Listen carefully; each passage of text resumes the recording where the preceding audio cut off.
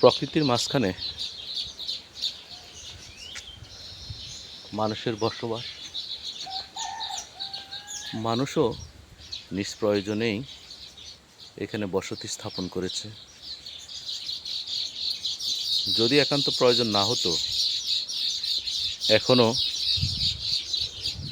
কেউ এখানে এসে রাত্রি যাপন করা তাও এবং বাড়ি করা কেউই ইচ্ছা পোষণ করতো না।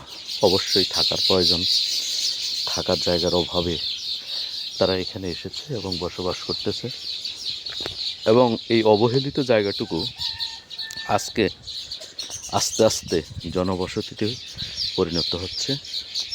আগামী গত 30 বছর 25 বছর আগে এগুলো আমাদের স্বপ্ন ছিল, এগুলো সব ধান ক্ষেত ছিল, কিছুই ছিল না। আজকে সেখানে মানুষ ঘর বাড়ি করছে এবং ধান ক্ষেতগুলো সম্পূর্ণ ফলের বাগান হয়ে যাচ্ছে। ধান উৎপাদন কমে যাচ্ছে, ফলের বাগান, নারকেল, সুপারি, আম গাছে পরিপূর্ণ হয়ে যাচ্ছে ধান ক্ষেতগুলো এবং মানুষের বসতি স্থাপিত হচ্ছে।